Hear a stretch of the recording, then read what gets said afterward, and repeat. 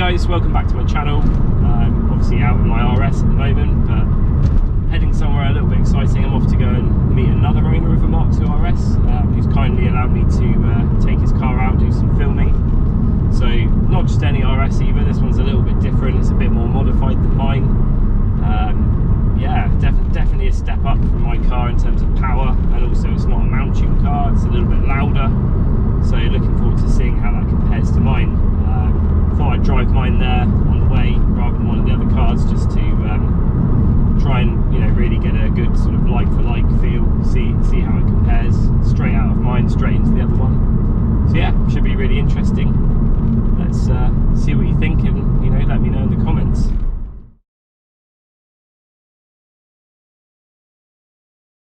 I know you told your friend you're not okay, and tell me what's wrong and why you never said you felt that way. And guess you're trying to stay strong and fake a smile until I look away.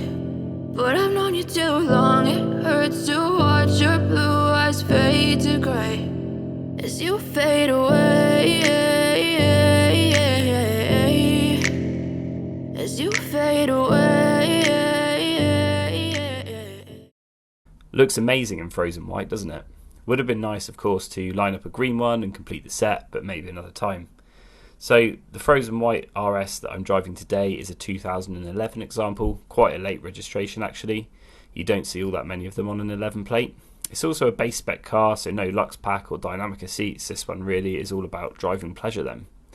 And while the car looks relatively standard from the outside, bar the black wheels, lower ride height and bigger exhaust tips, it's actually quite far from standard with a whole host of goodies under the bonnet. Now, the owner of this car actually brought the car pretty much how it is here, bar a couple of small changes, so we're actually not 100% sure about everything, but he did get a handwritten list of mods and a dyno printout from around 7 years ago, plus of course some of the bits are pretty easy to see. The most obvious difference to my car is of course the exhaust. So this thing is running a KMS Thunderstorm full system. It's a system that's known to be one of the louder exhausts you can get for these cars, and after experiencing it I would definitely agree with that. Alongside the exhaust, the car is also running a Mountune Airbox with K&N filter, an AS upgraded Inlet Plenum, a Collins Performance uprated fuel pump, 550cc injectors and Silicone boost hoses. The car sits on lowering springs, and map-wise we believe it to be running the Collins Performance CP420 map, so just over 420 brake horsepower and somewhere over 400 pound-feet of torque. Quite a lot of power to be going through the front wheels then, and pretty much at the point with these cars where you have to spend considerably more money to start going beyond this stage. Interior-wise there isn't a huge amount at first glance to differentiate this over a standard Mark II RS, but look a little more closely and you'll notice that the car has a full SMD LED conversion done for the instrument cluster, gauges and all the other controls. The heater control switches have also been changed from standard, and there's a short shifter for good measure. Slip into the comfy Recaro driver's seat and you'll also notice that you sit a fair bit lower than on most of these cars too. That's because the owner has fitted a JCR seat base to lower the driving position by a not insignificant 40mm. All in all then, a really interesting comparison to my car, and naturally I was really looking forward to getting it out on the road and seeing how it compares. Hey guys, we're in the car. Let's see what she goes like. A lot louder than mine as soon as I start it up. First thing I also notice is that I'm sat a lot lower. So this car's got the JCR low seat frames, which is quite interesting. Never really had a problem with the height in my car. That being said, I know a lot of people do complain about it, and yeah, I can really tell the difference now that I'm actually in a lower seat. So it's pretty nice actually. Be interesting to see what it's like out on the road. Other things to note in this car, sort of inside differences wise, this is a base spec RS, so this has no Lux Pack. You haven't got the upgraded seats. They're still the Shell Recaros, but just not the half leather ones. But yeah, this one's kind of as they come. It's just, here for your driving pleasure really. So yeah, let's take her out and see.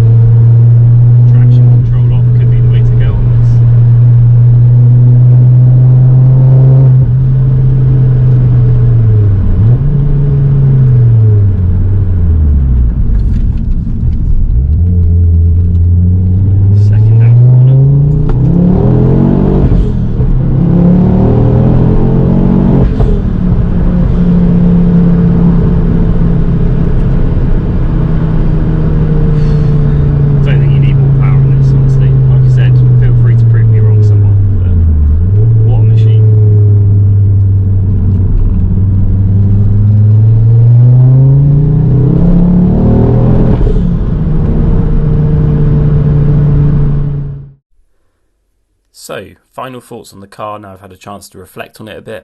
Well, I really enjoyed the experience, and I think it has definitely opened my eyes a little to some of the modifications I'd like to carry out on mine over the next few months and years. I kind of knew that I'd eventually want to do the exhaust, and driving this example has definitely confirmed that. With regards to the KMS Thunderstorm specifically, like I said while driving it, I genuinely thought I'd find it too loud, but I have to say I really didn't. That being said, I didn't have the opportunity to experience it on a long motorway trip, which is where the owner tells me it can definitely be a bit annoying at times. I'm hoping to take my RS on a few road trips in the future, so that's definitely something to consider.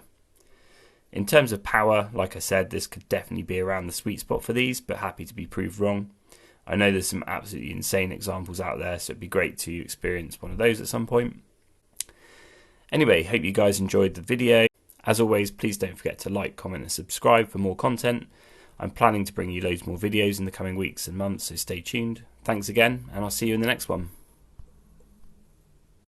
I know you told your friend you're not okay, and tell me what's wrong and why you never said you felt that way. And guess you're trying to stay strong and fake a smile until I look away. But I've known you too long, it hurts to watch your blue eyes fade to grey as you fade away.